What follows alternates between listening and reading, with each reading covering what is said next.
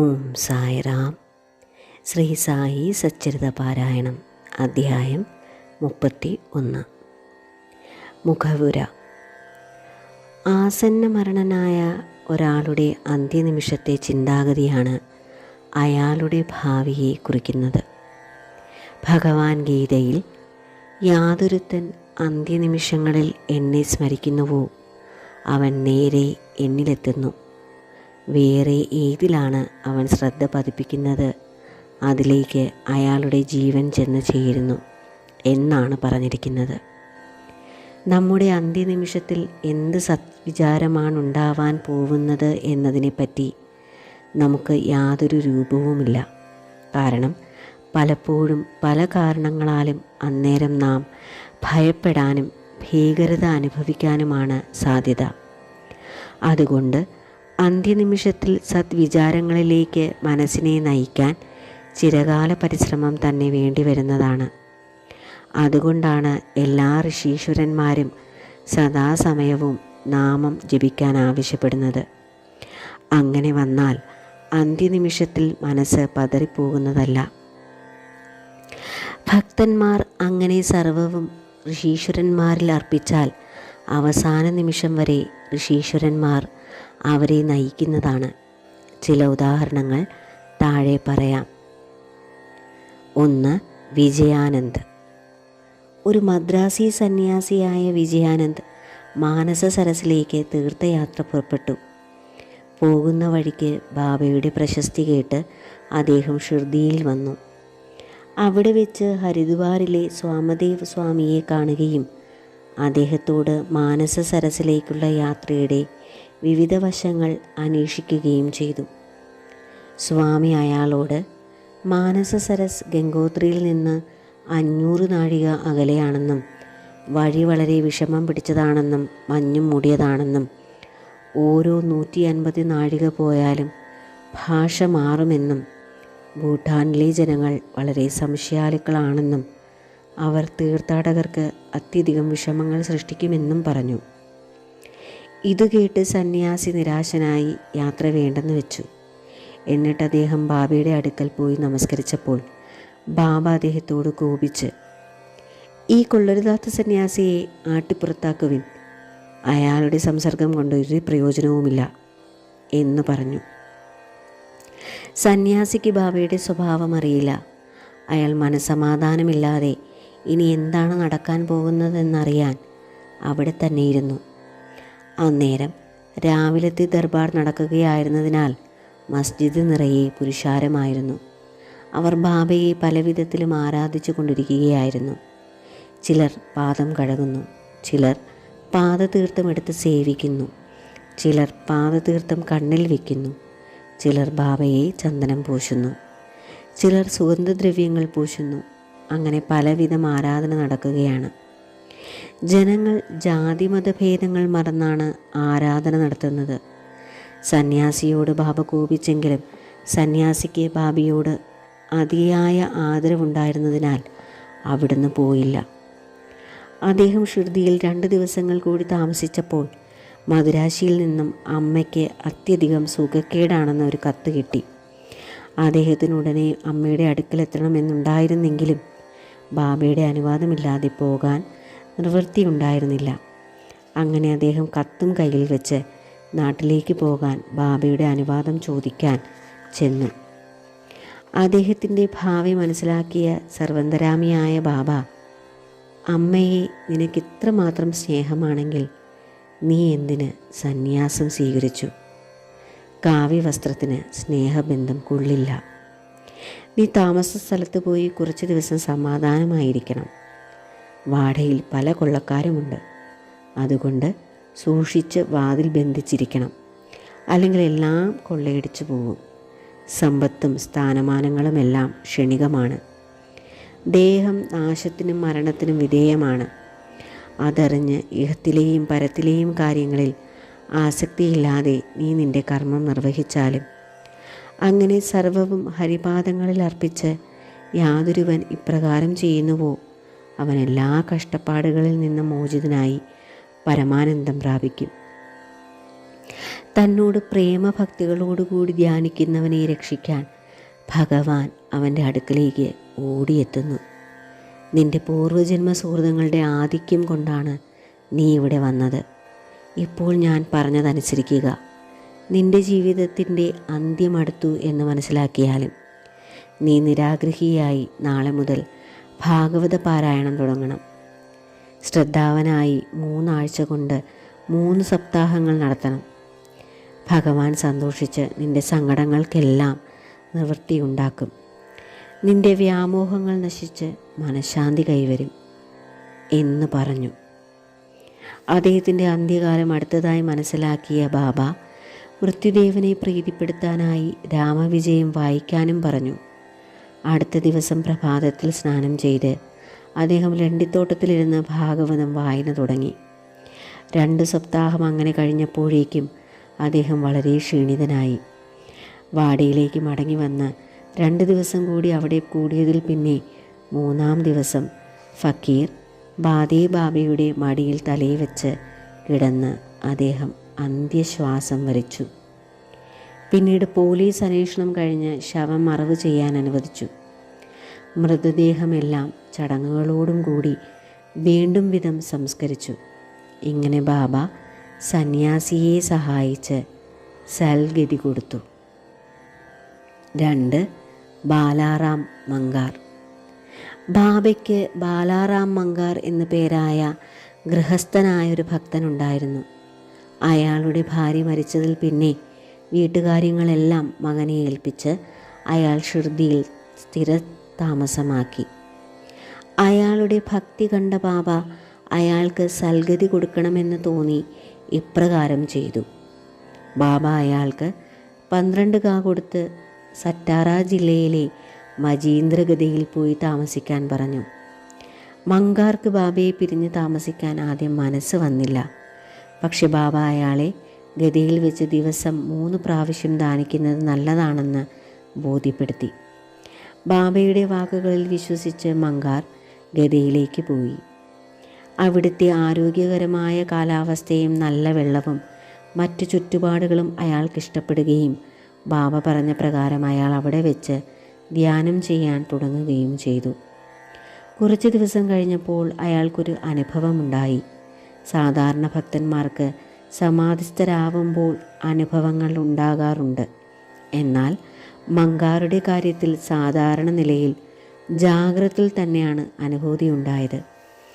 ബാബ അയാളുടെ മുന്നിൽ പ്രത്യക്ഷപ്പെട്ടു. മങ്കാർ ബാബയെ കണ്ടെന്നു മാത്രമല്ല അയാളെ അങ്ങോട്ടയച്ചത് എന്തിനാണെന്ന് ബാബ ചോദിക്കുകയും ചെയ്തു. ബാബ അതിനിപ്രകാരം മറുപടി പറഞ്ഞു: ഷിർദിയിൽ വെച്ച് നിന്റെ മനസ്സിൽ പലതരം വിചാരങ്ങളും പരിപാടികളും ഉദയം ചെയ്തത് കാരണം നിനക്ക് മനഃശാന്തി കൈവരുത്താനായില്ല. അതിന് കൈവരുത്താനായാണ് ഞാൻ ഇങ്ങോട്ട് അയച്ചത്. നീ കരുതിയത് ഈ കാണുന്ന പഞ്ചഭൂത നിർമ്മിതമായൊരു ദേഹം മാത്രമാണ് ഞാനെന്നും ഷിർദിയിൽ മാത്രമുള്ളൊരു വ്യക്തിയാണെന്നുമാണ്. ഞാൻ മറ്റെങ്ങുമില്ലെന്ന് നീ ധരിച്ചിരുന്നു. ഇപ്പോൾ നീ നോക്കി തീരുമാനമെടുത്താലും ഷിർദിയിൽ കാണുന്ന അതേ വ്യക്തിയെ തന്നെയാണോ ഇവിടെ വെച്ച് കാണുന്നതെന്ന് അത് മനസ്സിലാക്കി തരാനാണ് നിന്നെ ഞാൻ ഇങ്ങോട്ടയച്ചത്. ബാബ പറഞ്ഞ അവധി കഴിഞ്ഞ ശേഷം മങ്കാർ ഗതിയിൽ നിന്നും സ്വന്തം നാടായ ബാന്ദ്രയിലേക്ക് പോയി. അയാൾക്ക് പൂനെയിൽ നിന്ന് ദാദറിലേക്ക് തീവണ്ടി മാർഗം യാത്ര ചെയ്യണമെന്നായിരുന്നു ഉദ്ദേശം. പക്ഷെ ചെന്ന് ടിക്കറ്റ് ബുക്ക് ചെയ്യാൻ നോക്കുമ്പോൾ വലിയ ജനത്തിരക്കായിരുന്നു. ടിക്കറ്റ് കിട്ടാൻ യാതൊരു സാധ്യതയുമില്ലായിരുന്നു. അപ്പോൾ ഒരു ലങ്കോട്ടി മാത്രമെടുത്തൊരു കമ്പിളിയും ചുമലിട്ടുകൊണ്ട് ഒരു ഗ്രാമീണൻ അയാളുടെ അടുത്ത് വന്ന് നിങ്ങൾ എവിടേക്കാണ് പോകുന്നത് എന്ന് ചോദിച്ചു. മങ്കാർ ദാദറിലേക്കാണെന്ന് പറഞ്ഞു. അപ്പോൾ ഗ്രാമീണൻ എന്നാൽ എൻ്റെ ടിക്കറ്റ് എടുത്തോളൂ, എനിക്കിവിടെ കുറച്ച് അടിയന്തര കാര്യമുള്ളത് കൊണ്ട് ദാദർ യാത്ര റദ്ദാക്കിയിരിക്കുന്നു എന്ന് പറഞ്ഞു. മങ്കാർക്ക് ടിക്കറ്റ് കൊടുത്തു. അയാൾ വളരെ സന്തുഷ്ടനായി പണം പോക്കറ്റിൽ നിന്ന് എടുത്തു കൊടുക്കാൻ നോക്കുമ്പോഴേക്കും ഗ്രാമീണൻ അപ്രത്യക്ഷനായി കഴിഞ്ഞിരുന്നു. അയാൾ ഗ്രാമീണനെ അവിടെ മുഴുവൻ തിരഞ്ഞു നോക്കിയിട്ടും കണ്ടു കിട്ടിയില്ല. വണ്ടി പുറപ്പെടുന്നവരെ കാത്തു നിന്നിട്ടും ആളെ കണ്ടില്ല. ഇത് വളരെ വിചിത്രമായ തരത്തിൽ 2ാം പ്രാവശ്യം മങ്കാർക്ക് കിട്ടിയ അനുഭവമായിരുന്നു. പിന്നീട് മങ്കാർ നാട്ടിൽ പോയി ഷിർദിയിലേക്ക് തന്നെ മടങ്ങി വന്ന് ബാക്കിക്കാലം മുഴുവൻ ബാബയുടെ കൽപ്പനകൾ അനുസരിച്ചും ബാബയെ സേവിച്ചും കഴിച്ചുകൂട്ടി. അവസാന കാലം ബാബയുടെ അനുഗ്രഹത്തോടു കൂടി ബാബയുടെ സാന്നിധ്യത്തിൽ അന്ത്യശ്വാസം വലിക്കാനുള്ള മഹാഭാഗ്യവും അയാൾക്കുണ്ടായി. 3. താത്യാ സാഹിബ് നൂൽക്കാർ. ഹേമന്ത് പാന്ത് താത്യാ സാഹിബ് നൂൽക്കാർ ഷിർദിയിൽ വെച്ച് അന്ത്യശ്വാസം വലിച്ചു എന്നല്ലാതെ മറ്റു വിവരങ്ങളൊന്നും പറയുന്നില്ല.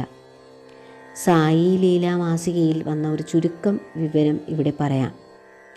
1909 താത്യാ സാഹിബ് പന്തർപൂരിലെ സബ് ജഡ്ജിയായിരുന്നു. അക്കാലത്ത് അവിടുത്തെ സബ് കളക്ടർ നാനാ സാഹിബ് ചന്ദോർക്കർ ആയിരുന്നു. ഇരുവരും ഇടയ്ക്കിടയ്ക്ക് കണ്ട് സംസാരിക്കാറുണ്ടായിരുന്നു. താത്യാ സാഹിബിന് ഋഷിമാരെ വിശ്വാസമായിരുന്നില്ലെങ്കിലും നാനാ സാഹിബിന് ഋഷിമാരോട് അതിയായ സ്നേഹാദരങ്ങളായിരുന്നു. നാനാ സാഹിബ് പലപ്പോഴും നൂൽക്കാരോട് സായിബാബയുടെ ലീലകളെപ്പറ്റി പറയുകയും ബാബയെ ചെന്ന് കാണാൻ പ്രേരിപ്പിക്കുകയും പതിവായിരുന്നു. അവസാനം 2 വ്യവസ്ഥകളിൽ അയാൾ ഷിർദിക്ക് പോവാൻ സമ്മതിച്ചു. 1. അയാൾക്ക് ബ്രാഹ്മണനായ ഒരു വെപ്പുകാരൻ വേണം. 2. കാണിക്ക കൊടുക്കാൻ നല്ല നാഗ്പൂർ മധുരനാരങ്ങ കിട്ടണം. ഈ 2 വ്യവസ്ഥകളും ദൈവീകത സാധിച്ചു. നാനാ സാഹിബിൻ്റെ അടുക്കൽ ജോലി അന്വേഷിച്ചു വന്ന ഒരു ബ്രാഹ്മണനെ അയാൾ നൂൽക്കാർക്ക് അയച്ചു കൊടുത്തു. ഒരു അജ്ഞാതാത്മാവ് താത്യാ സാഹിബിന് 100 നല്ല നാരങ്ങകൾ പാർസലായി അയച്ചു കൊടുത്തു. വ്യവസ്ഥകൾ പൂർത്തീകരിച്ചപ്പോൾ താത്യാ സാഹിബിന് ഷിർദിയിൽ പോകേണ്ടി വന്നു. അയാളെ കണ്ടപ്പോൾ ആദ്യം ബാബ വല്ലാതെ കോപിച്ചു. താത്യാ സാഹിബിന് ബാബ ദൈവാവതാരമാണെന്ന് ബോധ്യപ്പെട്ടു. അങ്ങനെ ബാബയിൽ ആകൃഷ്ടനായി അയാൾ മരണം വരെ ഷിർദിയിൽ തന്നെ താമസിച്ചു. അവസാന നിമിഷങ്ങളിൽ പുണ്യഗ്രന്ഥങ്ങൾ അദ്ദേഹത്തെ വായിച്ചു കേൾപ്പിക്കുകയും ബാബയുടെ പാദതീർത്ഥം സേവിക്കാൻ കൊടുക്കുകയും ചെയ്തു. അയാളുടെ മരണവാർത്ത കേട്ട് ബാബ പറഞ്ഞു, "ഓ താത്യ, നമ്മുടെ മുന്നിൽ പോയി. അവൻ ഇനി വീണ്ടും ജനിക്കില്ല." 4. മേഘ. മേഘയുടെ കഥ 28ാം അധ്യായത്തിൽ പ്രതിപാദിച്ചിട്ടുണ്ട്. മേഘ മരിച്ചപ്പോൾ ഗ്രാമവാസികളെല്ലാവരും മരണഘോഷയാത്രയിൽ പങ്കെടുത്തു. ബാബയും അവരുടെ കൂടെ പോയി ശവശരീരത്തിൽ പൂക്കളർപ്പിച്ചു. ചടങ്ങുകളെല്ലാം കഴിഞ്ഞപ്പോൾ ബാബയുടെ കണ്ണുകളിൽ നിന്ന് കണ്ണീരൊഴുകിക്കൊണ്ടിരുന്നു. ഒരു സാധാരണ മനുഷ്യനെ പോലെ ബാബയെ കഥനഭാരത്തിൽ മുഴുകിക്കണ്ടു. പിന്നീട് ശവശരീരം പൂക്കളിട്ട് മൂടി ഒരു ഉറ്റ ബന്ധുവെപ്പോലെ കരഞ്ഞുകൊണ്ട് ബാബ മസ്ജിദിലേക്ക് മടങ്ങി. പല ഋഷിമാരും ജനങ്ങൾക്ക് സൽഗതി കൊടുക്കുന്നത് കണ്ടിട്ടുണ്ട്. പക്ഷേ ബാബയുടെ സമ്പ്രദായം അനിതര സാധാരണവും മഹത്വമേറിയതുമാണ്. ഒരു ക്രൂര മൃഗമായ പുലി പോലും ബാബയുടെ അടുക്കൽ സൽഗതിക്ക് വരികയുണ്ടായി. ഈ കഥ ഇനി അടുത്തു പറയാം. 5. പുലി. ബാബയുടെ മഹാസമാധിക്ക് 7 ദിവസങ്ങൾക്ക് മുമ്പ് ഷിർദിയിൽ ഒരു വിസ്മയാവഹമായ സംഭവം നടന്നു. ഒരു കാളവണ്ടി വന്ന മസ്ജിദിന് മുന്നിൽ നിന്നു. ഒരു പുലിയെ ചങ്ങലക്കിട്ട് കെട്ടിയതായിരുന്നു വണ്ടിക്കുള്ളിൽ. അതിൻ്റെ ഭീകരമായ മുഖം വണ്ടിക്ക് പിൻവശത്തേക്ക് തിരിച്ചായിരുന്നു അത് കിടന്നിരുന്നത്. അത് എന്തോ അസഹ്യമായ വേദന അനുഭവിക്കുന്നുണ്ടായിരുന്നു. അതിൻ്റെ സൂക്ഷിപ്പുകാരായ 3 ദേർവേഷി മുസ്ലിങ്ങൾ അതിനെ പല സ്ഥലത്തും കൊണ്ടു നടന്ന് കാഴ്ചവസ്തുവായി പ്രദർശിപ്പിച്ച് പണം സമ്പാദിക്കുകയായിരുന്നു. അവരുടെ ഉപജീവനമാർഗം ഈ പുലിയായിരുന്നു. അതിൻ്റെ സുഖക്കേട് മാറ്റാൻ അവർ പലതും പരീക്ഷിച്ചു നോക്കിയിട്ടും വിഫലമായി. അവർ ബാബയുടെ പ്രശസ്തി കേട്ട് മൃഗവുമായി അവിടെ എത്തിയതാണ്. അവർ അതിനെ ചങ്ങല പിടിച്ച് വണ്ടിയിൽ നിന്നിറക്കി വാതിൽക്കൽ നിർത്തി. സ്വതവേ ഭയങ്കര മൃഗം, പോരെങ്കിൽ സുഖക്കേടും. അത് കാരണം അത് അത്യധികം വെപ്രാളപ്പെട്ടുകൊണ്ടിരുന്നു. ജനങ്ങൾ അതിനെ ഭയത്തോടും അതിശയത്തോടും കൂടി നോക്കിക്കൊണ്ടിരുന്നു. സൂക്ഷിപ്പുകാർ അകത്തുപോയി ബാബയോട് പുലിയുടെ വിവരങ്ങളെല്ലാം പറഞ്ഞ് അനുവാദം വാങ്ങി. പുലിയെ ബാബയുടെ മുന്നിൽ കൊണ്ടുവന്നു. മസ്ജിദിൻ്റെ ഉതുക്കിൻ്റെ അടുത്തെത്തിയപ്പോൾ ബാബയുടെ പ്രഭ കണ്ടതോടുകൂടി ആ ജീവി പരിഭ്രമിച്ച് തല താഴ്ത്തി നിന്നു. ബാബയും പുലിയും അന്യോന്യം കണ്ടതോടുകൂടി അത് ഒതുക്കിന്മേൽ കയറി ബാബയെ സ്നേഹഭാവത്തോടു കൂടി നോക്കി നിന്നു. അതുടനെ വാലിൻ്റെ കൊടി പൊക്കി നിലത്ത് 3 അടി അടിച്ച് താഴോട്ട് ചത്തു വീണു.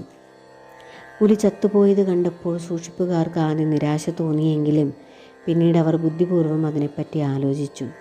ആ മൃഗം സുഖക്കേട് പിടിച്ച അവശനായ സ്ഥിതിക്ക് ബാബയുടെ പാദങ്ങളിൽ വെച്ച് അന്ത്യശ്വാസം വലിച്ചത് വളരെ നന്നായി എന്നവർക്ക് ബോധ്യപ്പെട്ടു. അത് അവരുടെ കടക്കാരനായിരുന്നു. ആ കടം കൊടുത്തു വീട്ടിയതോടുകൂടി അത് ബാബയുടെ പാദങ്ങളിൽ വെച്ച് ജീവിതം അവസാനിപ്പിക്കാൻ കഴിഞ്ഞു. ഏതു ജീവജാലമായാലും ഋഷീശ്വരന്മാരുടെ മുന്നിൽ കുമ്പിട്ട് ജീവിതം അവസാനിച്ചാൽ അവർക്ക് സൽഗതിയാണ്. മുൻജന്മ സുഹൃതം കൊണ്ടല്ലാതെ അവർക്കങ്ങനെ സന്തോഷകരമായ അവസാനം കൈവരുന്നതല്ല. ശ്രീ സായിയെ നമിക്കുവിൻ. ലോകശാന്തി ഭവിക്കട്ടെ. ഓം സായിറാം. ഓം സായിറാം. ഓം സായിറാം. ആരതി. ഓ സായി ബാബ, ജീവന്മാർക്ക് ആനന്ദം പ്രദാനം ചെയ്യുന്ന അവിടത്തേക്ക് ഞങ്ങൾ ആരതി കാണിക്കുന്നു. അവിടുത്തെ ദാസന്മാരും ഭക്തന്മാരുമായ ഞങ്ങൾക്ക് അവിടുത്തെ പാദരേണുക്കളിൽ വിശ്രമം തന്നാലും ആശകളെ ദഹിപ്പിച്ച് അവിടുന്ന് ബ്രഹ്മത്തിൽ ലയിച്ച് ഭഗവാനെ അനേഷകർക്ക് കാണിച്ചു കൊടുക്കുന്നു. ഓരോരുത്തരുടെ ഭക്തിയുടെ തീക്ഷ്ണത അനുസരിച്ച് അവിടുന്ന് അനുഭൂതികളും അനുഭവങ്ങളും പ്രദാനം ചെയ്യുന്നു. കരുണാഹൃദയ ഭഗവാന്റെ ശക്തി അത്തരത്തിലുള്ളതാണ്. അവിടുത്തെ പേരിൽ ധ്യാനിച്ചാൽ സംസാരഭയം അകന്നു പോകുന്നു. അവിടുത്തെ പ്രവർത്തന പദ്ധതി അനിർവർണ്ണനീയമാണ്. അവിടുന്ന് സദാ ദരിദ്രരെയും നിസ്സഹായരെയും സഹായിക്കുന്നു. ഈ കലിയുഗത്തിൽ സർവന്തരാമിയായ ദത്തൻ സഗുണബ്രഹ്മമായി അവതരിച്ചതാണ് അവിടുന്ന്. വ്യാഴാഴ്ച തോറും അങ്ങയുടെ അടുക്കൽ വരുന്ന ഭക്തന്മാരുടെ സംസാരഭയം അകറ്റി അവരെ ഭഗവത് പാദങ്ങളെ കാണുമാറാക്കിയാലും. ഹേ ദേവാദിദേവ, എൻ്റെ ധനസഞ്ചയം അവിടുത്തെ പാദസേവയായി തീരട്ടെ. കാർമേഘം ചാതകപ്പക്ഷിക്ക് ശുദ്ധജലപാനം ചെയ്യാൻ നൽകുന്നത് പോലെ മാധവനെയും ആനന്ദത്തെ പാനം ചെയ്യിച്ച് അവിടുത്തെ വാക്കുകൾ പരിപാലിച്ചാലും. ആമേൻ. ശ്രീ സായിയെ നമിക്കുവിൻ. ലോകശാന്തി ഭവിക്കട്ടെ. ഓം സായിറാം. ഓം സായിറാം. ഓം സായിറാം.